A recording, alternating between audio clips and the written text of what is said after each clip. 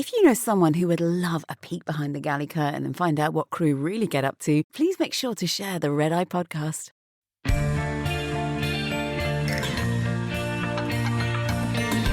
Doors to armed and cross-check.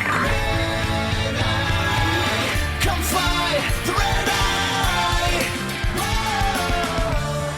Whoa! Welcome aboard the Red Eye. Hello and welcome to a special episode of the Red Eye podcast. And we're talking to two guys on a plane, Drew and Rich. Hi, guys. Hi, Allie. Thanks for having us on the show. Oh, I'm so excited to talk to you both. I follow you both on social media. You have a fantastic podcast that I recommend anybody listens to, whether you're a passenger or crew member. It's so fun getting that peek behind the galley curtain, and I'm just excited to find out more about you guys and hear your stories. Thank you. Gosh, you're so sweet. What an intro. That was so nice. Right? I love it. It's like talking to celebrities. It's great. I want to dive right in there and get to know you guys because you are two guys who work for two different airlines and you're also a couple. So you found love in the air. How long have you guys been together? We've been together for 11 years. 11 years. I don't know why we're always so bad at this. You'd think we'd remember better. It like alternates. Once it gets past yeah. Once you get past like 3 years, it's really hard to remember dates. It's so true. And how did you meet if you work for two different airlines? This isn't a classic, met down route in a bar situation, is it? Or? We literally met in the air. Yeah, we did. I was working for a regional airline that flew under his banner, and I was commuting home, and he happened to be the flight attendant that was working the flight that I was working, and sat in his exit row. He happened to be the one that had to come brief me, and struck up a normal crew conversation. Yeah, it was very like rom-com moment for sure because I was flying with this like super sassy gay guy and he would play this little game anytime we were boarding. If he saw a cute passenger, he would start clapping and he'd put his little hands together and he would ask me if I agree or disagree. And Andrew came on and I was like, okay, yeah, I agree with that. You can clap for that one. Sure, he's cute.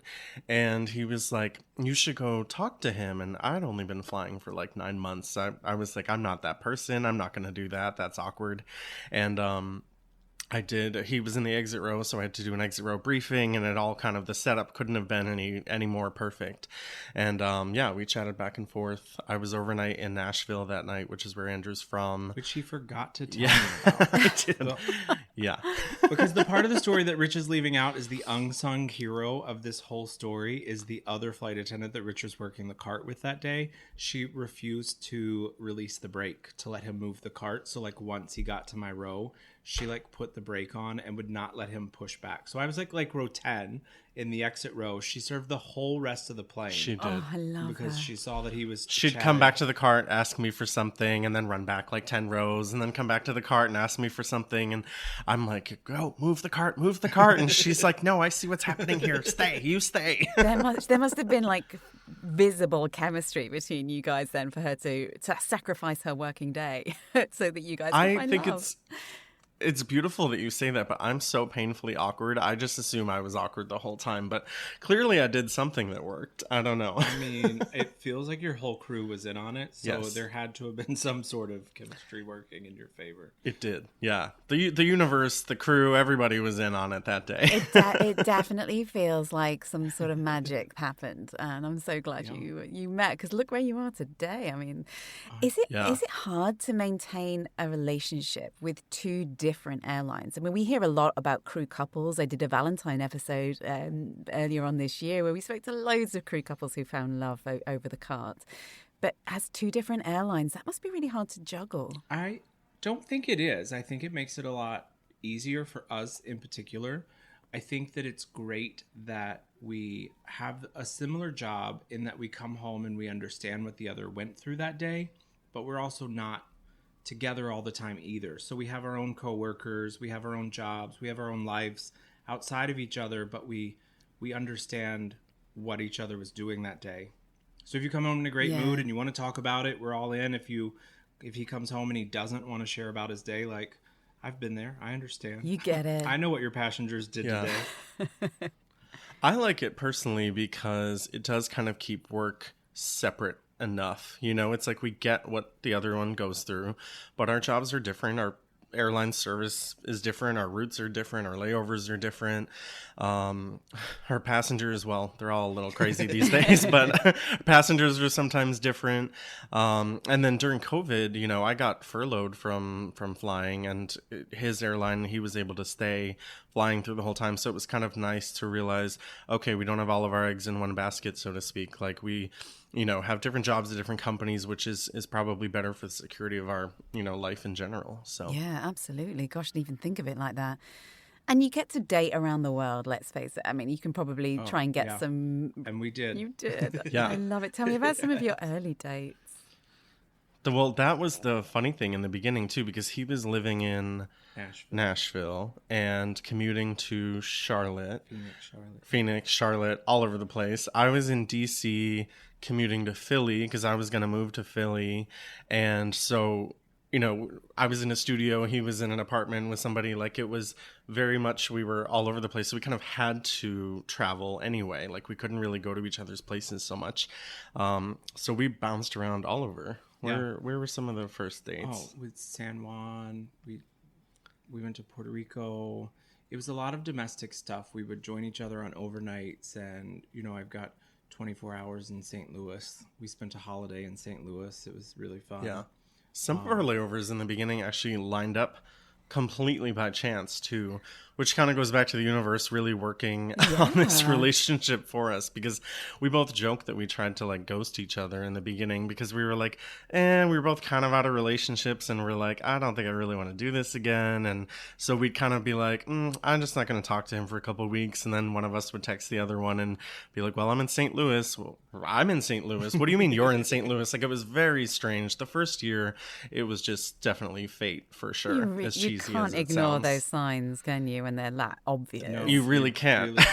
And this is what I think, you know, is great about being crew, is like dating can be amazing like that. Like, I remember my husband isn't crew, but when I first met him, I would take him, hey, do you want to come to New York for the night? Or do you want to come to Paris for lunch? Or do you want to go to LA for a couple of nights? And he would be like, okay, this sounds great. And that was the first few months of our relationship, was just going around the world being fabulous and him flying in first. And yeah, it's great. Yeah, it makes things exciting for sure. It is fun. And I also think it had, like, being crew and having your schedule planned out so much further in advance, whether it's inviting someone to be on an overnight with you or just the way you plan your day, it makes you so much more intentional with your time together, because you know it is limited. You know, we're going away for 3-day trips, and if you can't get them to come with you, then you have to be very intentional about your time with each other on your days off. So that's so true.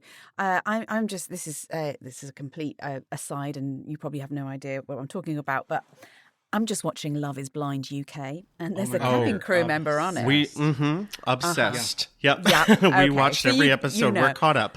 And I'm furious watching going, Yeah. Okay. Yeah. Absolutely guy- furious. yeah, that guy's like, oh, her job's a problem. I'm like, boy, that job is a blessing, and you better appreciate it, because you're going to be flying around the world in first, sipping your champagne, thinking, thank God my wife is hot and cabin crew. Right. Not, oh, well, I might not see her for 3 days. Get over it and make the most of the time that you see each other. Absolutely love that you brought this up, because we have been fuming over like watching the reunion. I mean, we're just like, I can't even believe it. She deserves the world, and he's totally not worthy. No, absolutely. I think he's missed it. He's missed his shot. Whatever. But even if she didn't have a job as a cabin crew, like there are times in your life where you're going to go 3 or 4 days without seeing each other. Yeah. And if you can't figure that out, then it's not the relationship for you. Like, I don't understand how people put such an emphasis on the fact that we are gone, because when we are together, our time is so much more intentional with you. Yes. Absolutely. Family, friends, anybody. Like, it's how it works out. I have been screaming at the TV over Love is Blind for days. Especially when he has a job already, like in the military. Correct. Where he's gone as well. Why does he get to leave and be out of town and she doesn't? It's just wild to me. We could probably do a whole episode just talking about Love is Blind. It We'll try not to. Like And sorry if there's any spoilers there for anybody. Yeah. It's out now. You should have watched it. Yeah, That's your fault.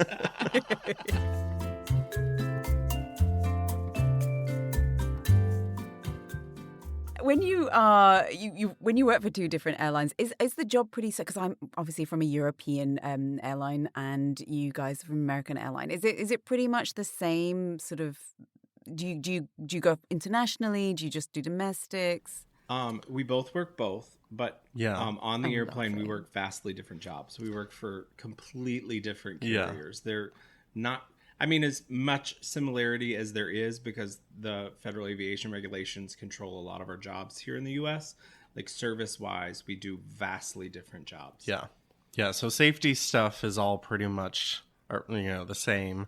Minor differences, but yeah, service-related stuff. We'll be talking about it, and it's like, and then we're doing this with the hot towels and the nuts and whatever. And Andrew's like, the what with the who? No, absolutely not.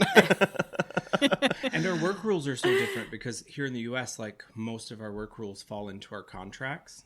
So if you're a unionized carrier, like you've negotiated for most of your work rules. So even that sort of thing is, we have two different contracts. Our work rules are so different from each other that we're like, wait, your airline can do that? And I'm like, and he's always like, but my airline won't do that. Right. And I was like, Oh, that could be frustrating. I can imagine. Pay protections and cancellation and rerouting, all of that stuff works differently for both of us. So yeah, it is interesting. We've been flying a lot of European carriers lately, just traveling around and bouncing around Zed fairs, doing different airlines. And every time we're on another airline, I feel like we're probably the most annoying passengers because we're like looking in the galley. We're like, what are you doing back here? What's that compartment for? It's like, and then watching their service and how different it is. It's really fascinating to fly on other airlines and kind of see what they do. Yeah, I still do that now to this day, and it's been 9 years since I was crew. So yeah, absolutely. Yeah, it's entertaining, right? Yeah, it is, and it's interesting, and also from a customer point of view as well. You're like, okay, who do I want to fly with personally as a customer and get that experience? Yeah. And as for the trips, I've spoken. This podcast has been going for a year and a half now, and I've spoken to crew from all over the world, and I've come to the conclusion that the European crew are maybe a little more crazy on layovers. Or have you got good experiences as American crew members on layovers? So do you guys go out? Do you party together? I do feel like you hear a lot of news stories coming out of like the UK when it comes to crew members. I just lumped it in the whole Europe. No, it's just the UK. The drinking culture is huge. We're all no. lushes. I mean, I don't know how you scientifically measure this one, but I think America would give you a run for money on the crazy layovers. Like I'm sure we could a whole episode on that itself. But yeah, I don't know. I feel like that stuff is changing a little bit, like as time goes on, or maybe it's just because I've been spending so much time flying that I'm less crazy than I used to be. But I feel like over time, people have gotten a little less wild on layovers. No, I mean they're so short sometimes. Like in the U.S. we have very short layovers. Like our longest layover will be like 28 hours somewhere, and that's you don't have a ton of time to get into too much trouble. Although. That's enough you can time. try. But, yeah. Yeah, I guess you're right. Because, when I first started flying, we'd get like 5 nights in Vegas, and you can do an awful lot in 5 nights. But even now, it's, and since COVID, they've kind of used COVID as an excuse to reduce what was 2-night trips to just 24 hours. And yeah, like you say, you've got to also be rested on the way home. You can't be going crazy on one night. 5 days in Vegas, I would. Yeah, how do you not get in trouble? Right. No, it was great. Yeah. We just learned recently that our flight benefits are different. Like we don't pay like as a part of our benefit package, we get free flights. So I think we travel personally a lot more. So yeah, and it's a lot more. Oh, you mean compared to other airlines? And going domestically as well. America is so big. You can go from Seattle to New York, and it's a whole different experience. So it's there's loads of opportunities there. Right. Yeah, I'd never heard the term until I was listening to your podcast. I thought that is perfect of slam clickers. Let's make it international. Oh yeah, I love it. That one. is exactly what. Slam clickers for people who might not know, and maybe this is a worldwide term, but I just hadn't heard it. But those crew that go straight to their room and they lock their door and then flick the lock on, slam click, they're done. You don't see them until checkout, until you're going on to the next duty. But yeah, I was never. We called them Delsey diners because they would be dining out of their suitcase the whole trip. So I couldn't say I was a Delsey diner. And in fact, when I started not going out on trips, I realized that was the time for me to stop flying, because it was half of the fun for me was exploring the world and hanging out with people that I'd never normally hang out with. I think that's one of my favorite things about this job, though, is it can be like whatever you want it to be.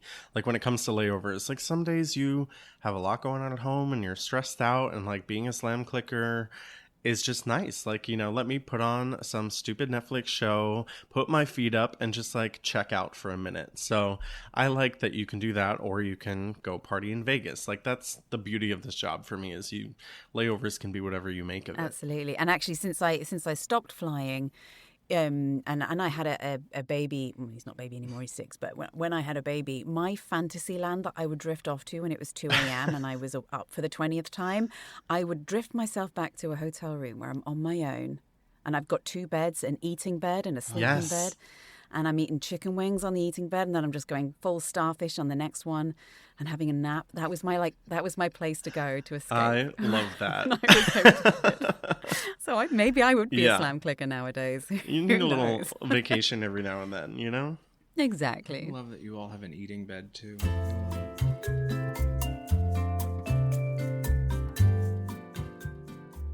So what are your favorite things to do on layovers?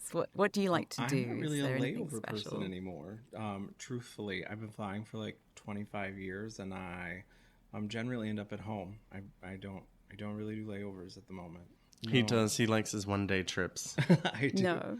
I heard on your podcast as well, because it reminded me, I never got to do this because we didn't do domestic flights or anything like that, but I would always go to New York and pick up a cheesecake from Times Square for my husband. I'd bring it back. I make Rich do that a lot on his overnights. Yeah.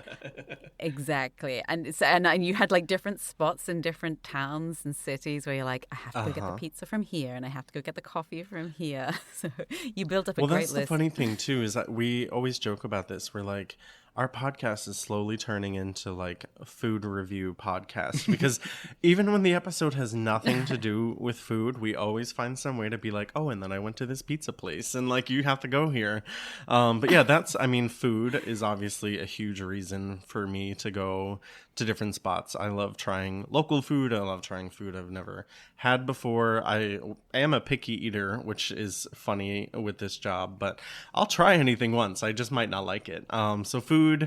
And then I love finding spots that are, kind of off the beaten path. Mm-hmm. Like, the more you do this job, the more, you don't want to go to the big tourist attractions as much. Like, you want to go to little cafes where, no one speaks English, because, that's where all the locals go and things like that. Like, I love finding those hidden gems. You should totally, I always think there should be a 24 hours in TV program with cabin crew who can give you a layover's worth of stuff to do in 24 hours. You can get the best coffee, the best lunch, the best dinner, the best night spot, the best rooftop bar. There's so many places that we know. So yeah, I know. That's a great idea. Yeah. That should definitely be a show. We should start pitching that. Yeah. Well, don't steal her idea. Can I come? I said we should pitch that. This is now collectively we should be part of the production team. A group project. I'm loving it. We're having this. Absolutely. No listeners steal our ideas. We're going to be doing this. Oh, gosh. Are there any common misconceptions that you think about flight attendants that passengers think about you guys, or about us collectively, I should say? I think one that I've noticed recently, and maybe it's just the chaos of summer travel, is sometimes you get frustrated, and people think a lot of flight attendants these days, cabin crew, like, don't like their job because they see us in this like kind of role of power where it's like, okay, we're, bothering you about this, we're telling you to do this, we're telling you to do that, and it comes across as like, oh, this person hates their job. All they do is, bark at passengers all the time. And it's like, I think people have this misconception that we all hate our jobs. And it's like, we really don't. Yeah. Like, there's a reason we keep doing this, and there's a reason we do all these safety related things. And I think, people don't realize that even with all of the chaos of flying today, we still really love our jobs, most of us. And they probably don't realize that we're thinking about the safety, not just for what's happening right now, but the what ifs.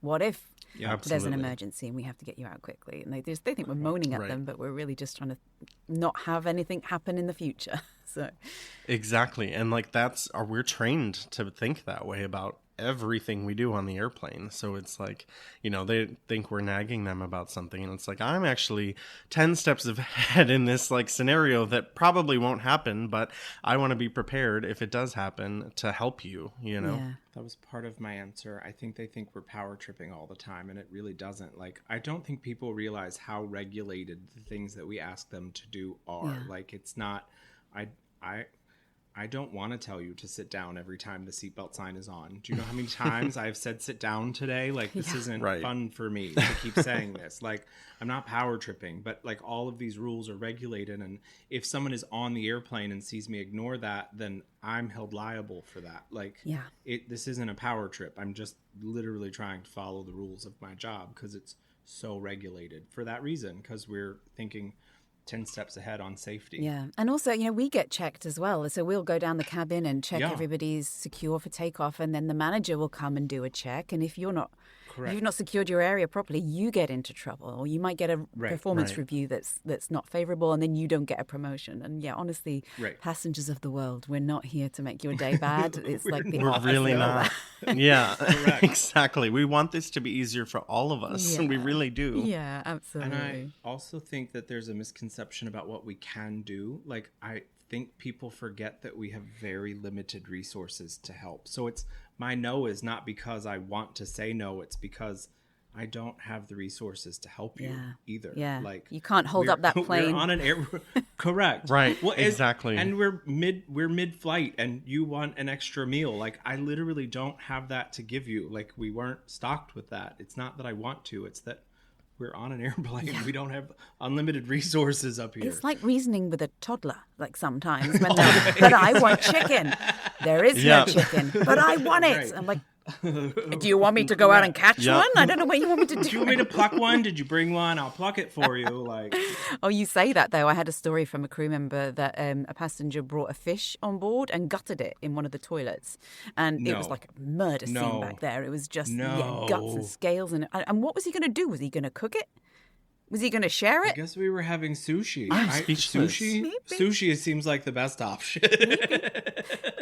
Crazy. I blame TikTok for a lot of this too, because people will record anything just for likes and views and clicks, and it's like it might be the most chaotic thing ever, and then people are like, oh, I saw this on TikTok, let me give it a try. It's like, stop believing what you see on the internet. Watch me gut this fish on a plane. Exactly. Right. It's not good. 10 ways to gut a fish on your Airbus. 7 oh my god, did I just do that? Cut that later. Just mixing your not up, not naming planes. Yeah, it's fine.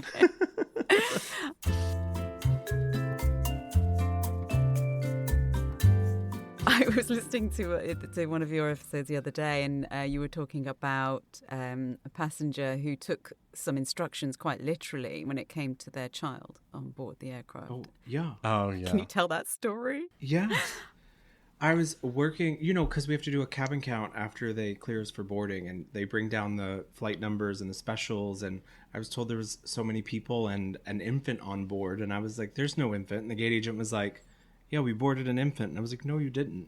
So I walked through the airplane again to confirm the infant, and I was like, there's no infant. So either bring me a seat number or go find it yourself. And she brought me back a seat number, and I went and I looked in the row, and I was like, there's no baby. There's no trace of a baby. There's no nappies or backpacks or anything. And so I finally looked at the lady, and I was like, just out of curiosity, are you traveling with an infant today? And she was like, yes. And I was like, okay, but where? Where is it? She was like, oh, I put it in the overhead bin like you told us to. And I was like, what?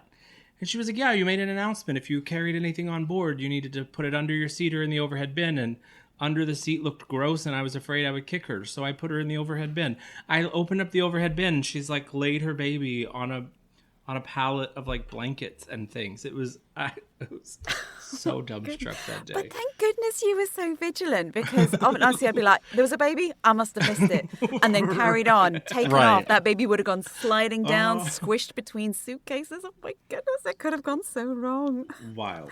That's crazy. Just wild. The things that people think are how their brain processes information is crazy to me some days. I interviewed a London Heathrow police officer.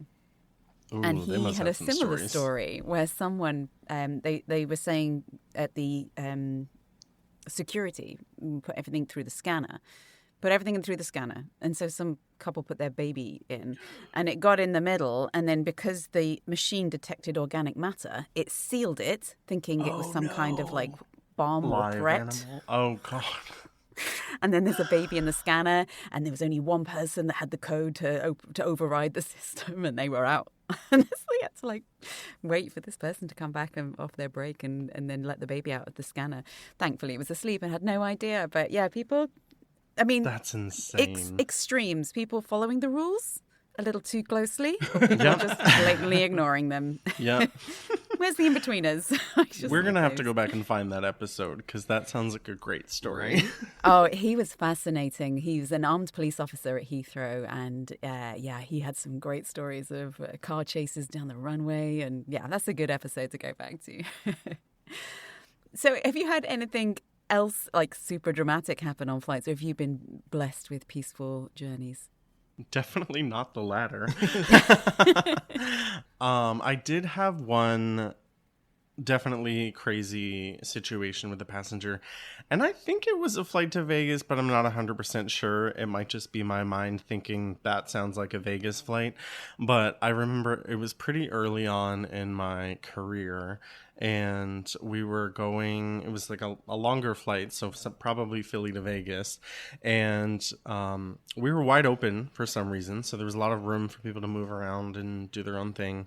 And I'm walking through the cabin, the seatbelt sign just came on, I'm telling people to put their seatbelts on, and I get to this row towards the back, and this guy like waves me down, and he goes, can I go to the bathroom? And I said, well, no, the seatbelt sign is on. And he's like, are you serious? And I was like, yeah, I'm pretty serious. Like, there's not a lot I can tell you here. And, I couldn't really find the right way to like tell him you're at your own risk or whatever. But I, was like, no, you can't. The seatbelt sign's on. And I just kind of walked away, and I heard him like mumbling something. And it's like, okay, whatever. That guy's a jerk. And another flight attendant ends up coming behind me in the cabin. And she was like, what did you say to that guy in 27? And I was like, oh, the one who asked about the seatbelt sign? He had to go to the bathroom. I said he couldn't go. And she goes, right. Well, he did go. And I was like, what? And she goes, yeah. When I walked by, he was shitting on the floor between the seats with his seatbelt still on. I mean, I'm kind of impressed with that. But, Same. My God. Same. And, I was like, well, I definitely didn't tell him he could do that. But the passenger sat next to him? No, he had like a row to himself. Oh. Yeah, I think there wasn't even someone across from him. I think there was a couple people like diagonally in front of him, and no one directly like in front or behind him. Like we were wide open. And yeah, he basically shat on the floor, and we gave him gloves and a trash bag, and we were like, you need to clean this up. And he's like, well, you said I couldn't go to the bathroom. And yet you did. You did. Like you said, sometimes they're like toddlers. That is crazy. How do these people function in day-to-day life? That's what I wonder. Like they need to quite literally be babied through so many things sometimes, and you're like, what are you doing? Yeah. I mean, I have a bunch of, because I literally now live this life where I get all these crazy stories every week. And I have now this theory that, well, there's two theories. One is that people get really stressed out. It's the airport. They're being told what to do at every step. They're probably late. This isn't a normal thing for them to travel, so it's stressful anyway. They've got something they're going to. It's usually a good thing or a bad thing. It's never a medium thing. So it's all of this pressure, and then they get super territorial in their little spot, and they don't like being told what to do. Maybe by somebody that they consider lower than them, because let's face it, some people, they do give us some derogatory names or think that we are their servants for the day. And then so they act out like a toddler would. The other one the other theory was put forward to me by a flight attendant called Sil, who I interviewed recently, who said she thinks there might be a perimeter around the airport where people's common sense just gets switched off. It's a conspiracy theory, but the data adds up. That I'd sign on to that. Sense. Yeah. Yeah, I agree with your theory about them not being able to handle being told what to do. Like I that's always been my personal theory about it. I think they get to the airport and are like, I don't have to think anymore, and so they just literally stop. Therefore, I shan't. Yes. Right. Oh my goodness.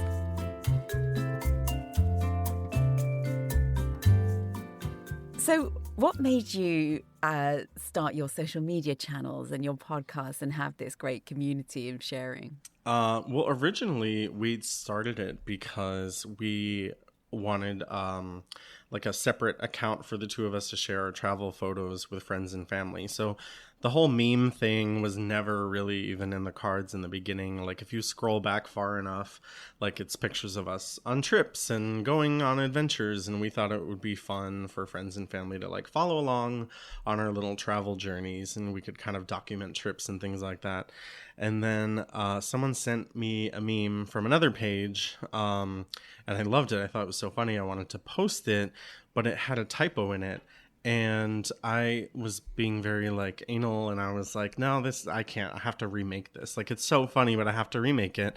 And so I remade this meme without the typo and posted it, and like people just started sharing it like crazy, and random people were following us, and I was like, I don't even know who these people are. And we only had a couple hundred followers maybe in the beginning, like of friends and family, and then all of a sudden we were at like over 1,000, just a couple days later. And we were like, well, this is kind of fun. Like, it's also, a little therapeutic to like complain about your job in a funny way. Yeah.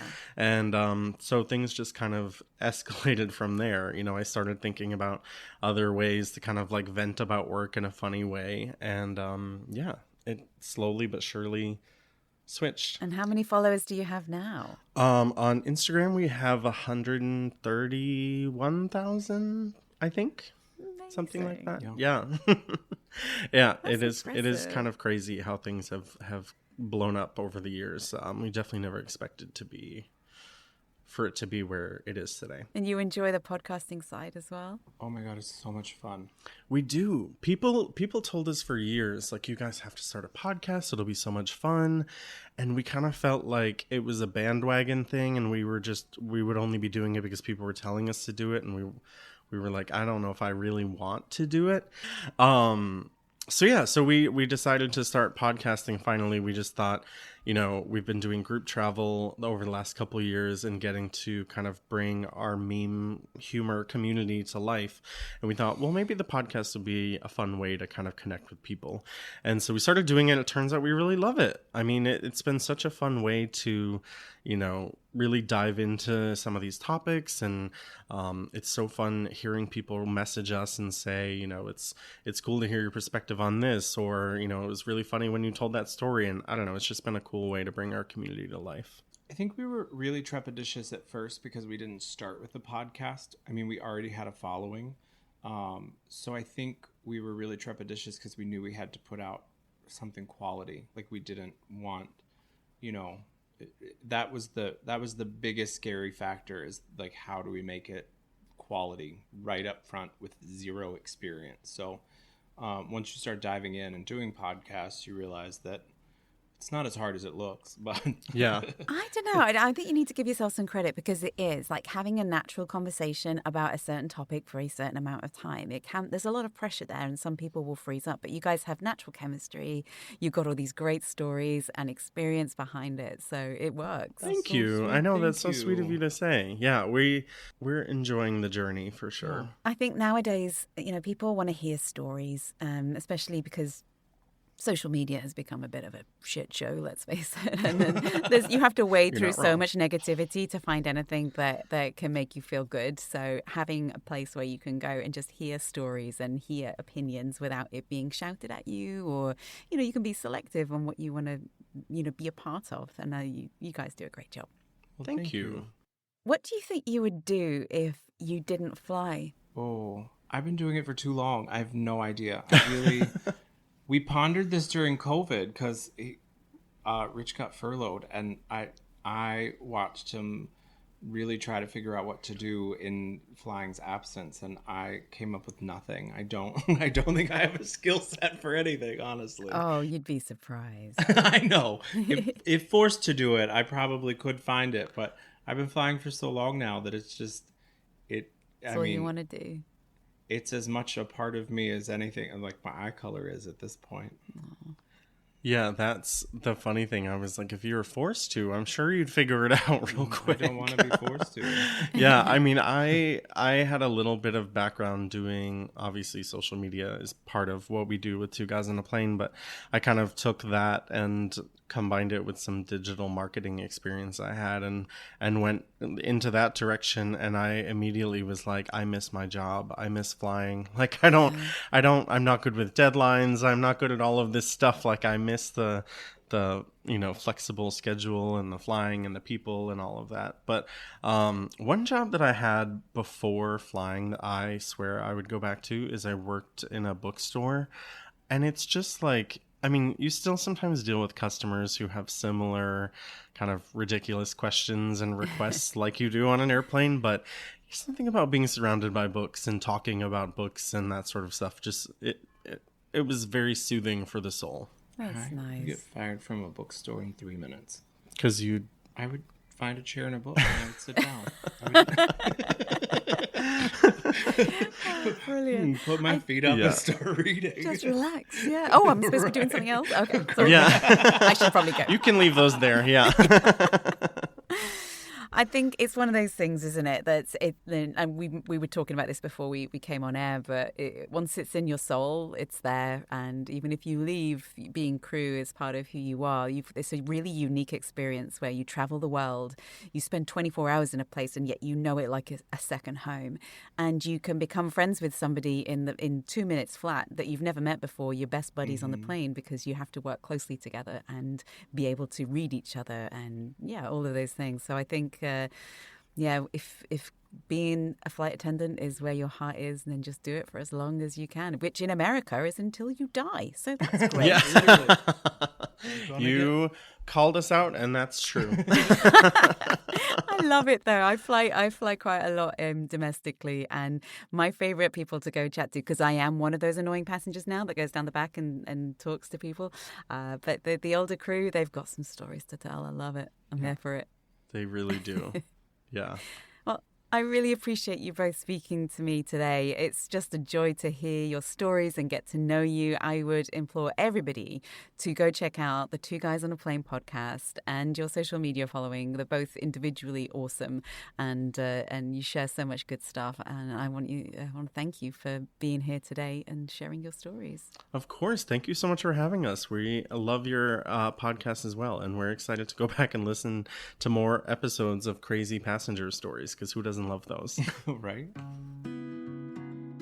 The Red Eye podcast is written by Kaylee Kay, narrated and produced by me, Ali Murphy. These stories are based on true events, but certain details, characters, and timelines have been altered to protect the innocent. Visit our website, theredeyepod.com, to subscribe to our newsletter and to find out details on how you can contribute your story for us to turn into an episode. If you enjoyed listening to our stories, please like, subscribe, and review. Thank you. Our author, Kaylee Kay, does an incredible job of taking these true stories and turning them into fun little episodes for the Red Eye podcast. But did you know she's already written 6 novels, and they are amazing? So if you want to read those, visit Amazon and search for Kaylee Kay, and I'll put a link in the show notes too.